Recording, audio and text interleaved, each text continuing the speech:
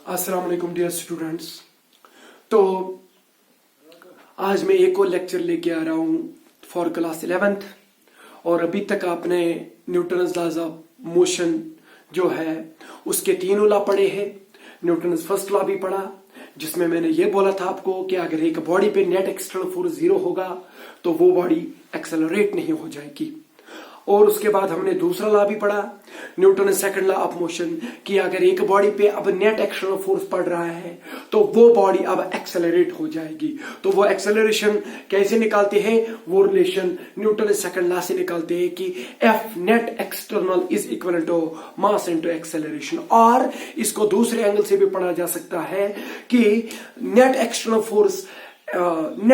force is equivalent to the rate of change of linear momentum with respect to time, or F net is equivalent to dp by dt, and where p is the linear momentum and dp is the infinitesimally small change in the momentum। सही बात। उसके बाद कल मैंने YouTube पे ही lecture दे दिया आपको Newton third law of motion. और Newton third law of motion में हमने ये देखा कि ये जो फोर्स है ये इंट्रैक्शन से आता है। कहां से आता है? इंट्रैक्शन से। और फोर्स नहीं आता है, हमेशा फोर्सेस आते हैं। Force always come in pairs, one of them is called action and another is called reaction, जो कि मैग्नीट्यूड में एक दूसरे के बराबर होते हैं और डायरेक्शन में एक दूसरे के अपोजिट होते हैं।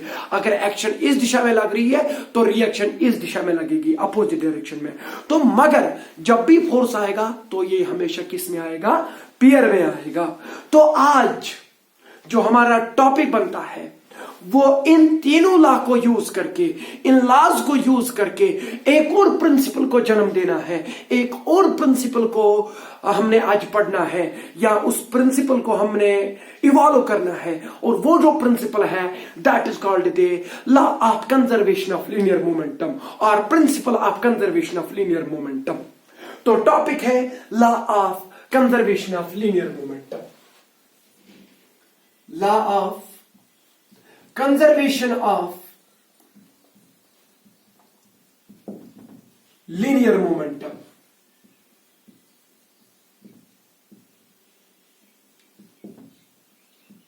ये आज हमने पढ़ना है। ये हम इसलिए पढ़ेंगे, मैं ये आपको यहीं से बता रहा हूं अभी कि ये हम इसलिए पढ़ रहे हैं because this law is actually the result of the Newton's laws of motion. Newton's law को यूज करके हम इस वाले लॉ को आज जन्म देंगे। और ये जो लॉ है ये बोल रहा है कि कंजर्वेशन ऑफ मोमेंटम कब होती है, यानी कि लीनियर मोमेंटम कब कंजर्व रहेगा।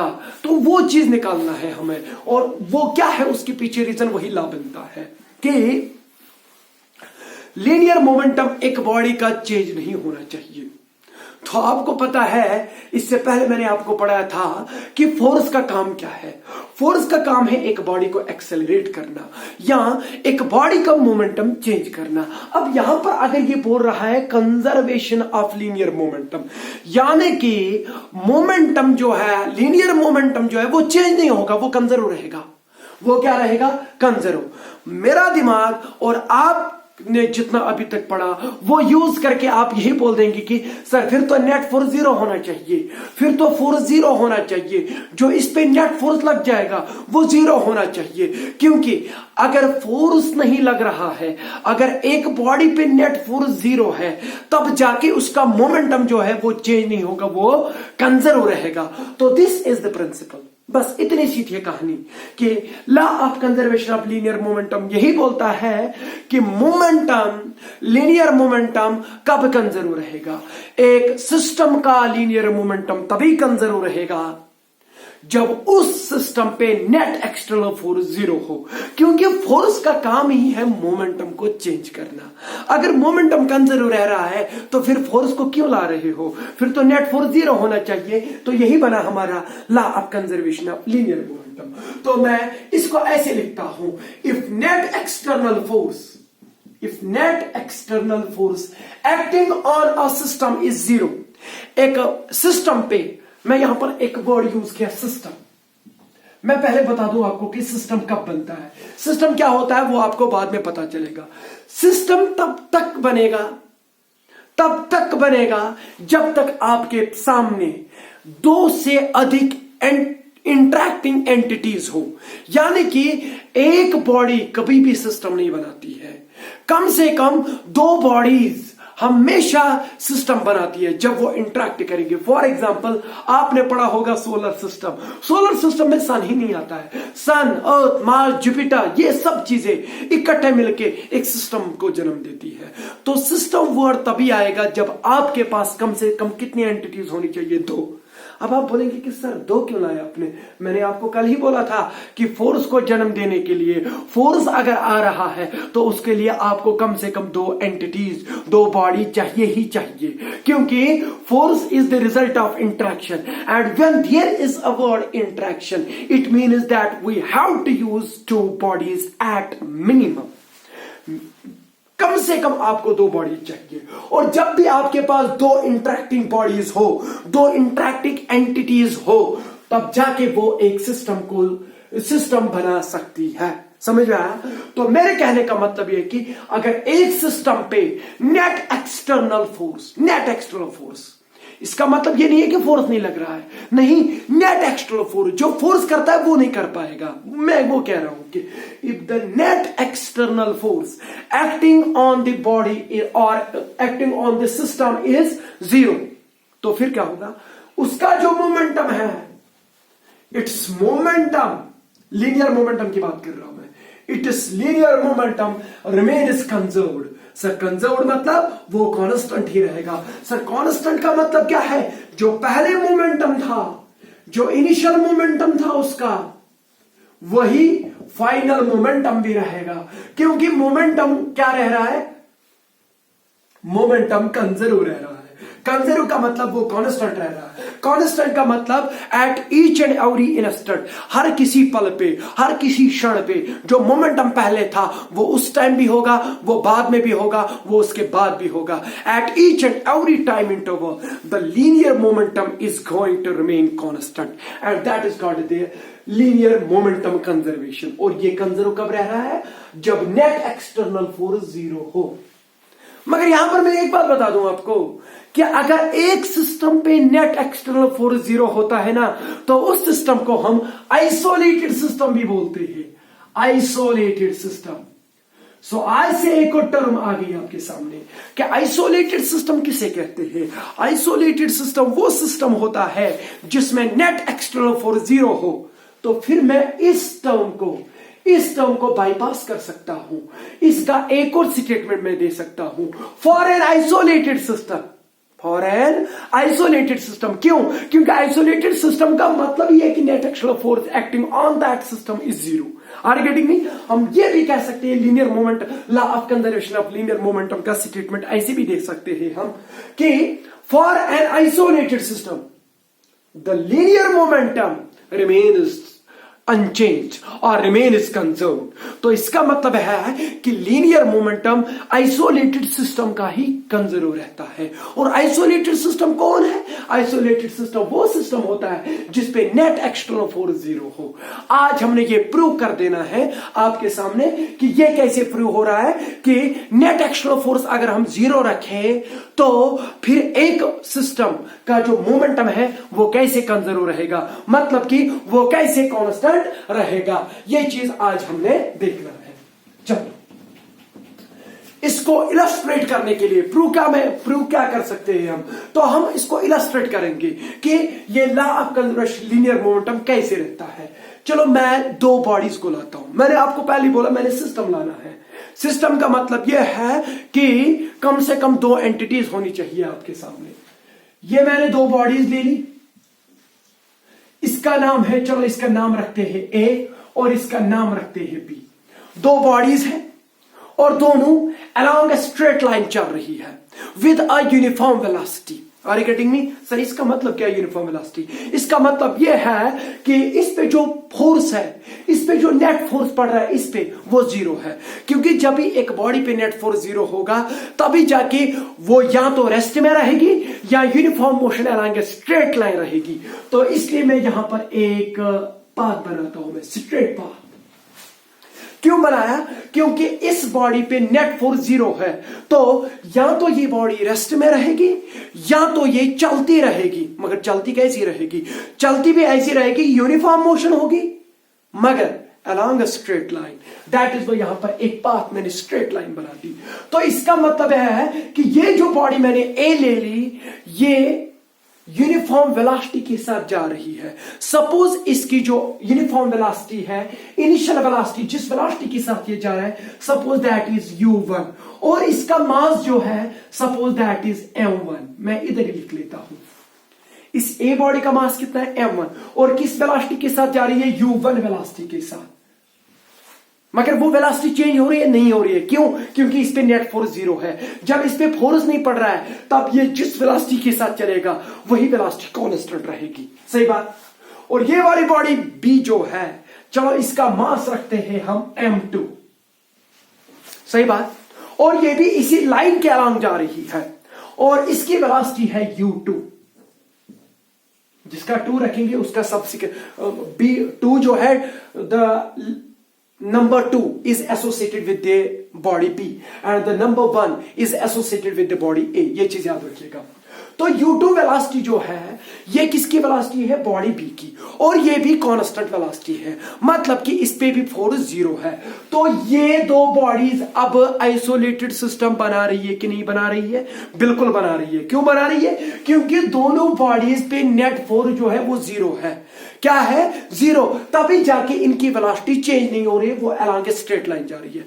अब मसला ये है कि इनको मैंने इंटरेक्ट कराना है, और इंटरेक्ट 2 तरीके का होता है, जो मैंने कल भी बोला आपको। वो नॉन कांटेक्ट भी हो सकता है और कांटेक्टेड भी हो सकता है। और बेस्ट अभी तक आपको अभी पता नहीं है कि नॉन कांटेक्टेड क्या होता है, तो इसलिए for the 11th class student, इसलिए मैं क्या करता हूं, मैं यहां पर कांटेक्टेड इंटरेक्शन करा दूं।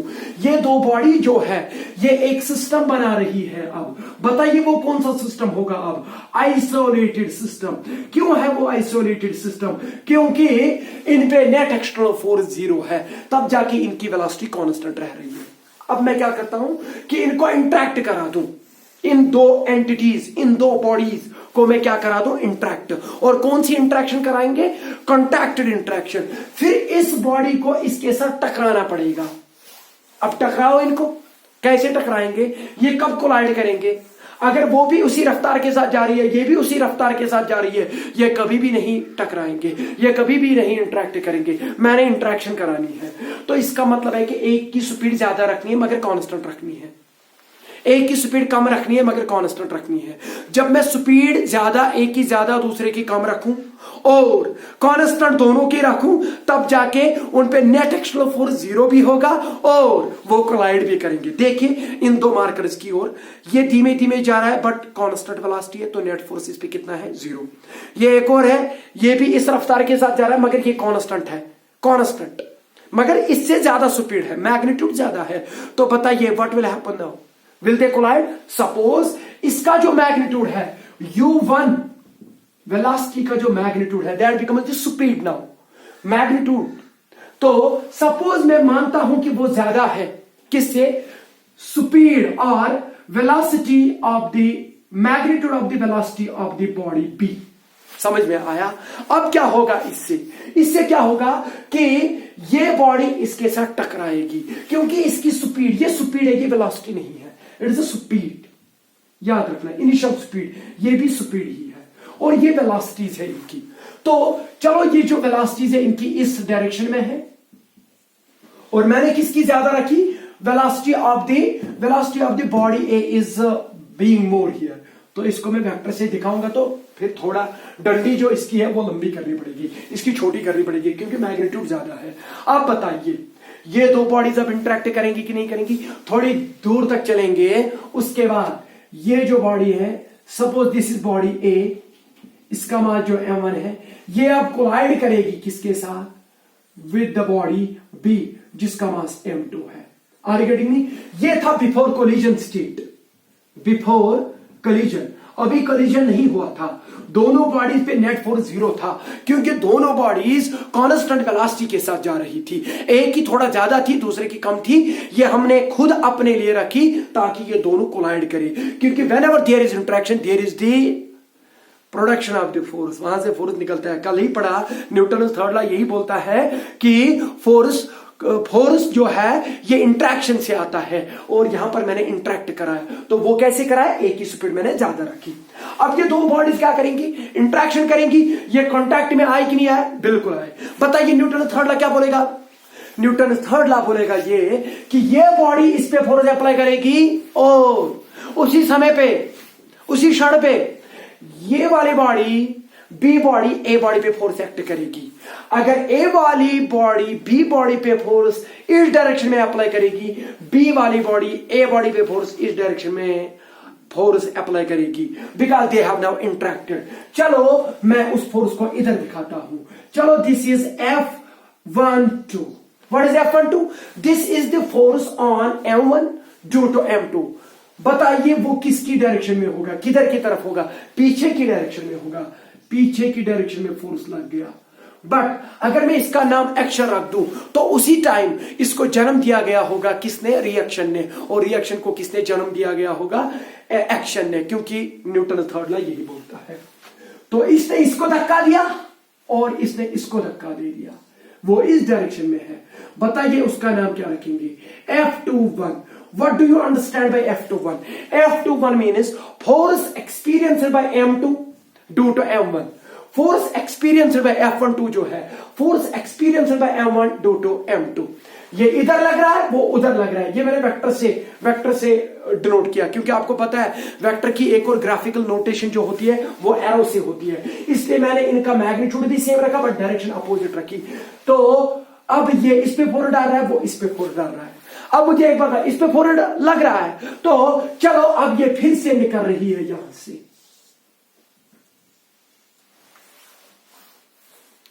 सपोज ये जो अभी यहां पर स्थिति थी, ये थी कोलिजन टाइम स्थिति, समझ में आया, यहां पर कोलिजन हुआ था, ये बिफोर कोलिजन वाली स्थिति है।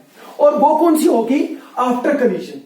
आफ्टर कोलिजन, आफ्टर कोलिजन मुझे एक बात बताओ, क्या यहां पर जब फोर्स लगा, तो जब फोर्स लगता है वो क्या करता है, वो मोमेंटम को चेंज करता है।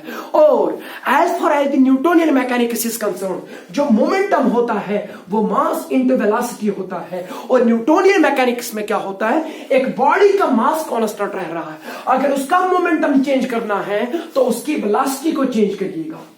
आर्गेटिव में मैं रिलेटिविटी की बात नहीं कर रहा हूं, वहां पर आप मास को भी चेंज कर सकते हैं, मगर जहां तक न्यूटोनियन मैकेनिक्स की बात है तो आप मास के साथ कोई छेड़छाड़ नहीं कर सकते, आपने मास को कांस्टेंट रखना पड़ेगा। तो मोमेंटम को चेंज करना है तो किसको आप चेंज करना है, वेलोसिटी को चेंज करना है। और जब मोमेंटम चेंज होता है, जब मोमेंटम चेंज होता है तो मोमेंटम को कौन चेंज करता है, फोर्स। तो माशाअल्लाह यहां पर तो फोर्स ही लगा, जब फोर्स इस बॉडी पे लगा तो इसका मोमेंटम चेंज हुआ, जब फोर्स इस पे लगा तो इसका मोमेंटम चेंज हुआ। तो मोटे मोटे तौर पे मास तो इन दो बॉडीज का चेंज नहीं हो जाएगा, फिर क्या चेंज हो जाएगा, वेलोसिटी। सपोज इसकी वेलोसिटी पहले u1 थी, अब सपोज m1 बॉडी की जो वेलोसिटी है, suppose that is no v1। Are you getting me? Why V1? Because momentum has got changed. When momentum has got changed, it simply means that velocity should have got changed. Velocity change होनी चाहिए थी।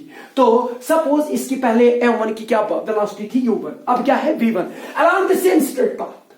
और जो B body है, suppose उसका जो मास जो M2 था वो M2 ही रहेगा, क्योंकि न्यूटोनियन मैकेनिक्स में आप मास को चेंज नहीं कर सकते, आप वेलोसिटी को चेंज कर सकते। किसको चेंज, किस में चेंज लाने के लिए, मोमेंटम में चेंज लाने के लिए।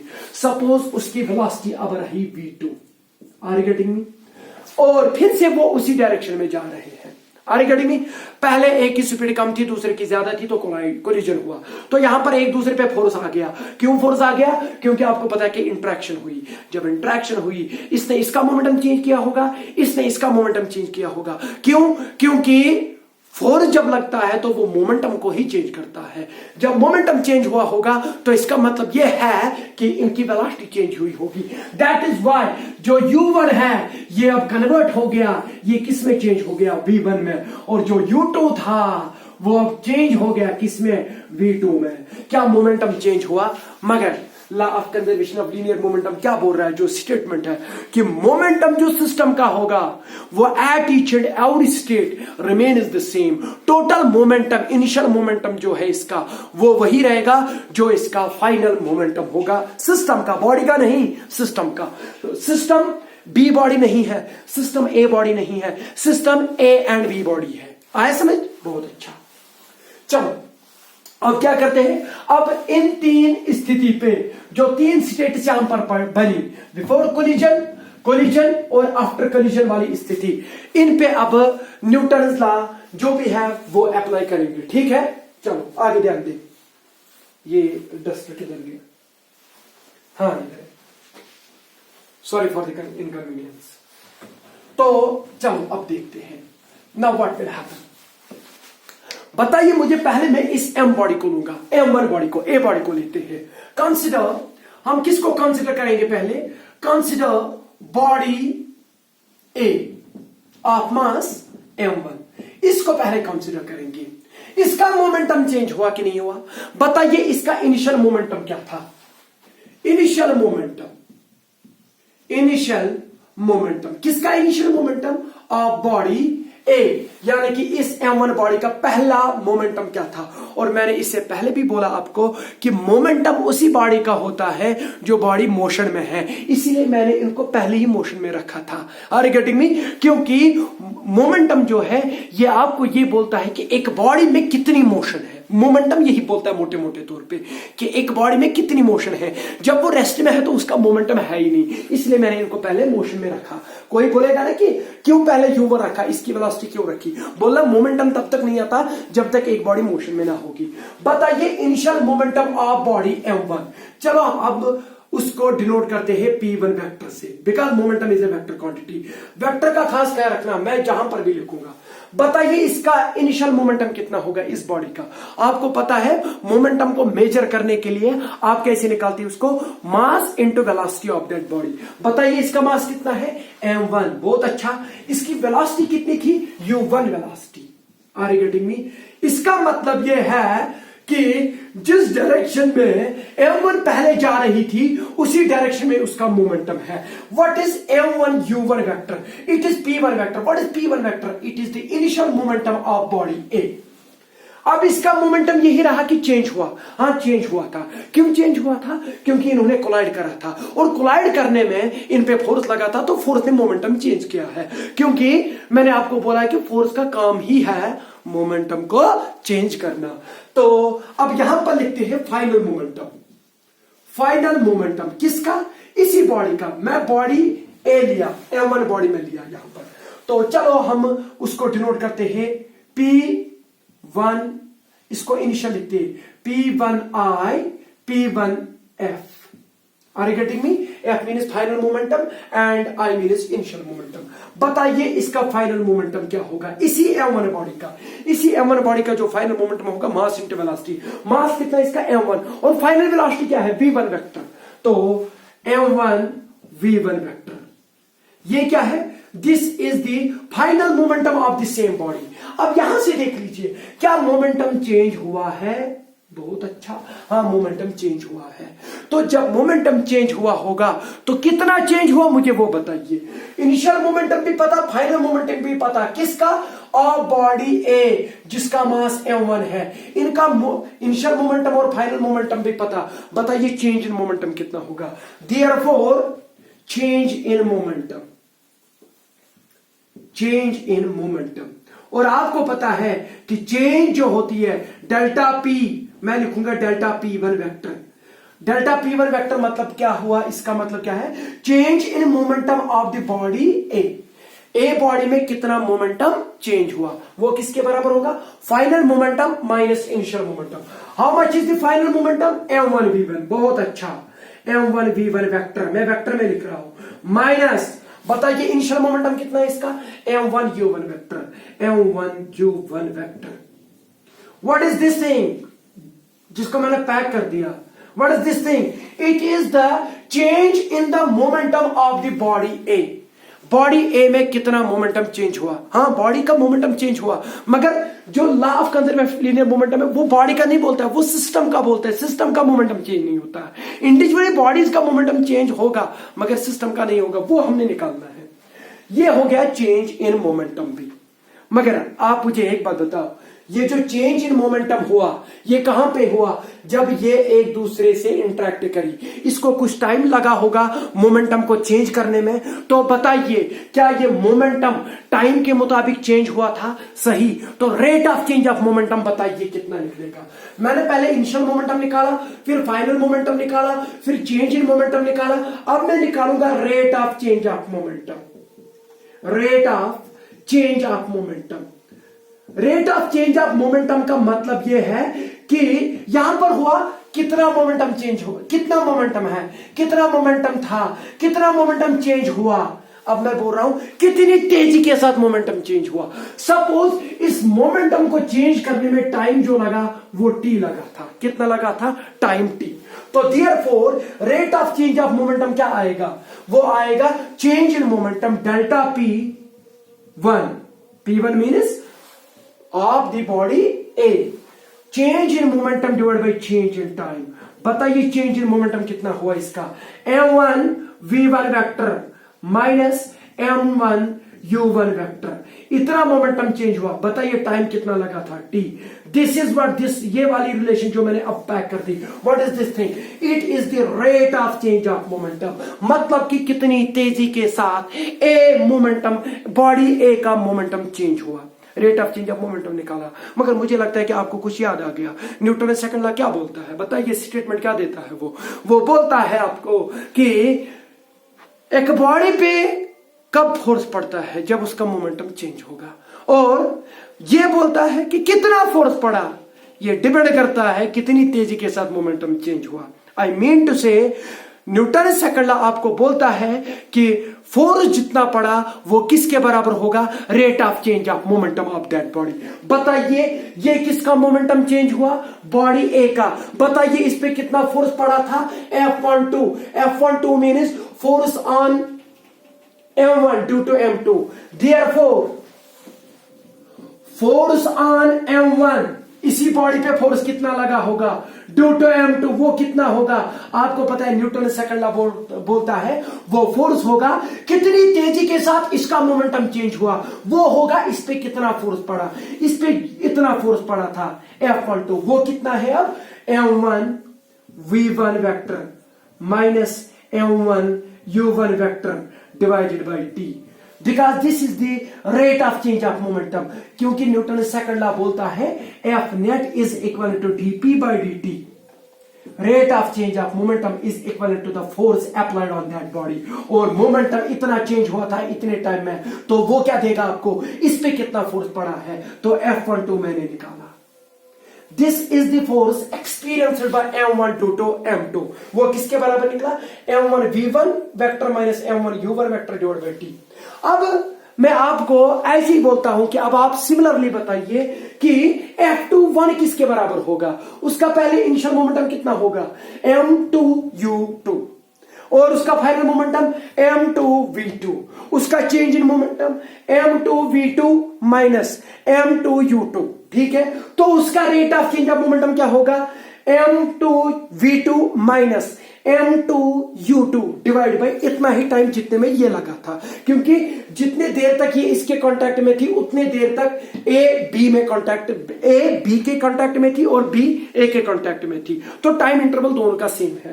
तो सिमिलरली आप मुझे अब बता दीजिए, सिमिलरली इसी प्रकार से ये है force on M1 due to M2। Similarly force on two M2 उस पे भी लगा था ड्यू टू M1 किसके बराबर होगा? सर जहां जहां 1 होगा वहां वहां 2 लिखिए, बाकी खत्म। क्योंकि इट इज F21, यहां पर F12 था। तो क्या आएगा इसी रिलेशन के मुताबिक? M2 v2 vector minus M2 u2 vector. कोई बोलेगा कि sir what is this thing, this is final momentum of the B body, this is initial momentum of the B body, final momentum minus initial momentum, this is the change in momentum of the B body. वो मैंने a body के लिए लिखा, B body के लिए apply करना है, divided by, बताइए टाइम कितना लगा था, टाइम तो टी ही लगा था। तो this is the rate of change of momentum of the second body, उसका मोमेंटम कितना तेज चेंज हुआ था, तो वो आपको देगा कि उस पे कितना फोर्स पड़ा था, F21 वेक्टर। ये F1 वेक्टर भी, F12 वेक्टर भी निकाला, F21 वेक्टर भी निकाला, वो दोनों यहां पर लगे थे। बताइए as per Newton third law, मैं यहां पर न्यूटन थर्ड लॉ लिखता हूं, as per Newton third law of motion. बताइए न्यूटन थर्ड लॉ क्या बोलता है, वो हमें बोलता है कि एक्शन जो होती है रिएक्शन के मैग्नीट्यूड के बराबर होती है, मगर दिशा जो होती है वो अपोजिट होती है। आई मीन टू से, जो मैंने कल बोला था vector form, F12 vector is equal to minus F21 vector. This is the Newton third law of motion. Force on 1 due to second is equal to force on 2 due to first, but in opposite direction. Negative means opposite direction. बताइए F12 कितना निकला आपको, तो वो value वहां पर substitute करिए। तो F12 जो है वो M1V1 वेक्टर मैं लिखता हूं, M1V1 vector minus M1U1 vector, M1U1 vector divided by T। This is F12 is equal to, अब क्या है यहां पर नेगेटिव साइन, तो नेगेटिव लिखा, नेगेटिव के बाद जो भी होगा तो ब्रैकेट का उपयोग करिए। तो F21 वेक्टर किसके बराबर आया, M2V2 vector, M2V2 vector minus M2U2 vector, M2U2 vector divided by कितना होगा, डिवाइड बाय T। समझ में आया? तो this is F12 minus F21। समझ में आया? मैंने वैल्यूज अब सबस्टिट्यूट किए। अब मैं यहां पर लिखता हूं, मुझे लगता है कि आपको ये विजिबल नहीं होगा, ये डस्टर फिर से किधर गया, चलो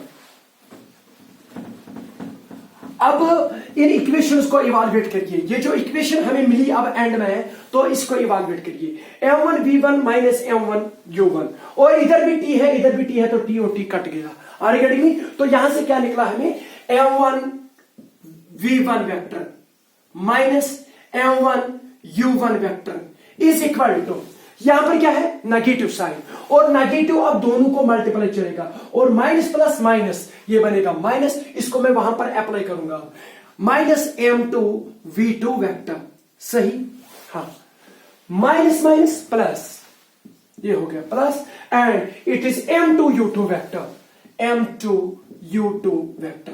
समझ में आया?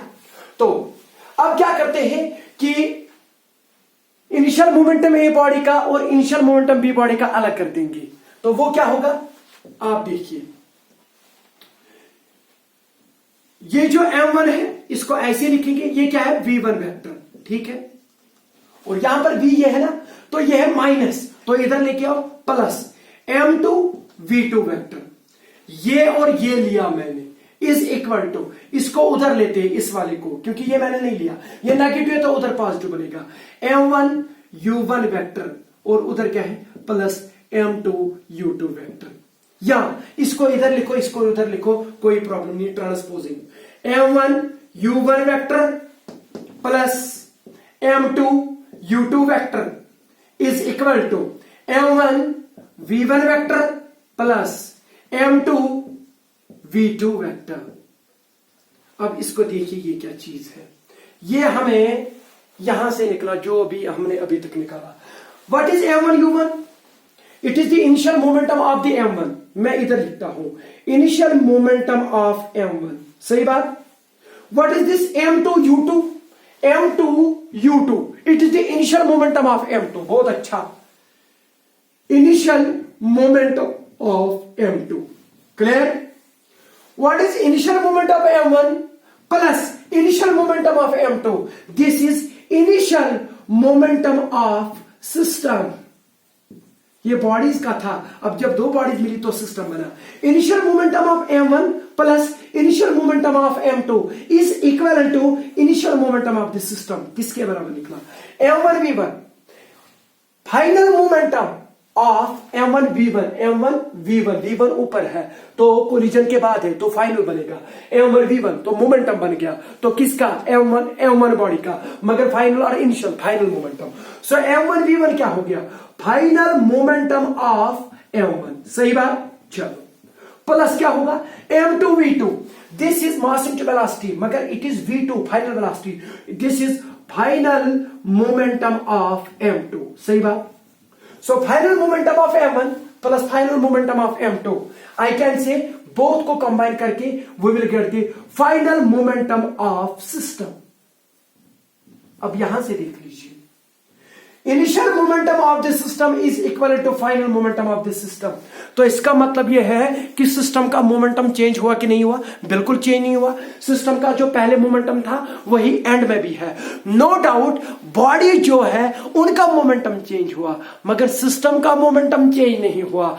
This is actually called as the law of conservation of linear momentum. पता है इस सिस्टम का मोमेंटम चेंज क्यों नहीं हुआ, क्योंकि ये वाला जो सिस्टम था it was an isolated system. Sir isolated, iso पता नहीं क्या लिखा मैंने, आइसोलेटेड सिस्टम। आइसोलेटेड सिस्टम किसे कहते हैं, अभी भी बोला आइसोलेटेड सिस्टम वही सिस्टम होता है जिसपे नेट एक्सटर्नल फोर्स 0 हो। बताइए क्या इस पे नेट एक्सटर्नल फोर्स 0 था, बिल्कुल। इस पे नेट एक्सटर्नल फोर्स 0 था, बिल्कुल। तो इस सिस्टम पे नेट एक्सटर्नल फोर्स क्या था, 0। तो ये आइसोलेटेड सिस्टम बना कि नहीं बना। अब क्या बता सकते हैं आप, आइसोलेटेड सिस्टम के लिए इनिशियल मोमेंटम जो होता है वो फाइनल मोमेंटम के बराबर होता है। इसका मतलब यह है कि उसका जो टोटल मोमेंटम है वो चेंज नहीं होता है, सिस्टम का वो कंजर्व रहता है। बॉडीज का जो उसमें इंटरेक्टिंग बॉडीज होंगी उनका तो इंडिविजुअली चेंज होगा मगर सिस्टम का चेंज नहीं होगा। सो initial momentum of the system is equal to the final momentum of the system. This gives the principle of the law of conservation of linear momentum. यही तो law of conservation of linear momentum है। तो इसकी बहुत सारी applications हैं। For example वो मैं इंशाल्लाह कल पढ़ाऊंगा आपको। इसकी कुछ प्रैक्टिकल एप्लीकेशन है। रिकॉइलिंग ऑफ द गन, जब आप बंदूक मारते हैं ना, बंदूक से गोली मारते हैं तो जब फायर करते हैं ना गोली, तो गोली आगे जाती है ना, और आप पे बंदूक जो है, जो पिस्टल जो भी वगैरह है, M416 क्यों ही ना हो, वो आपको पीछे धक्का देती है। उसको बोलते हैं रिकॉइलिंग ऑफ द गन। क्या बोलते हैं, रिकॉइलिंग ऑफ द गन। वो क्यों होता है, because of the law of conservation of linear momentum, क्योंकि वहां पर मोमेंटम कंजर्व रहता है। या एक और एग्जांपल मैं दे दूं, रॉकेट प्रपल्शन। जो रॉकेट होता है उसके पीछे जो होता है बर्न आउट गैसेस नीचे जाते हैं, तो उसका जो टोटल नेट फोर्स जो उस रॉकेट पे पड़ता है वो 0 है। एक्सटर्नल फोर्स, अंदर कंबशन हो रही है, मुझे उसके साथ कोई लेना देना नहीं है, मगर नेट एक्सटर्नल फोर्स जब तक 0 होगा तो मोमेंटम कंजर्व रहेगा। जो इनिशियल मोमेंटम होगा वो फाइनल मोमेंटम के बराबर होना चाहिए।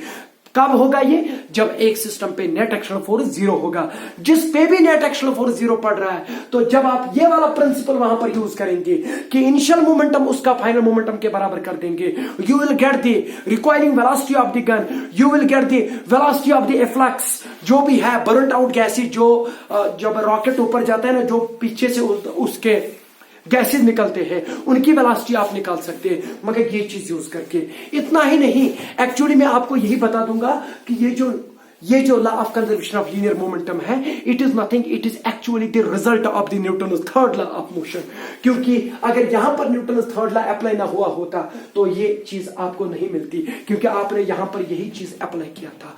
Are you getting me? So इसीलिए मैंने आपको वीडियो के पहले ही मैंने आपको ये बोला था कि जो भी आज हम पढ़ने वाले हैं वो क्या होगा, दैट इज नथिंग, वो अब यही न्यूटन्स लॉ यूज करके एक और लॉ को जन्म देंगे, and the law is the law of conservation of linear momentum. तो मुझे लगता है कि आप इसको उतारिएगा, या तो मैं आपको नोटिस भिजवा दूंगा। आपको पता है कि हम जो है हमारा व्हाट्सएप ग्रुप चल रहा है अभी भी, और मैं आपको व्हाट्सएप ग्रुप पे इसके सेल्फ प्रिपेयर्ड जो मैंने खुद बनाया है वो नोटिस भी भिजवा दूंगा। मगर यहां पर मैं आपको क्लियर कर रहा हूं कि वहां पर क्या लिखा होगा, कैसे लिखा होगा, ये सब चीजें। कहीं पे भी कोई कंफ्यूजन हो तो मुझे बता दीजिएगा। और अगर आप को नोटिस व्हाट्सएप ग्रुप में नहीं मिल रहे हैं, जो भी आउटसाइड स्टूडेंट्स होंगे, तो उनको मैं ये बोल रहा हूं कि आप मेरा फेसबुक ग्रुप जो मैंने बनाया है, इशफाक सरस फिजिक्स कॉन्सेप्ट क्लासेस, उसका भी नाम है। तो वहां पर जाइए, वहां पर हर किसी वीडियो लेक्चर के नीचे आपको इसके पिक्चर्स मिलेंगे, इसके लेक्चर के नोट्स मिलेंगे।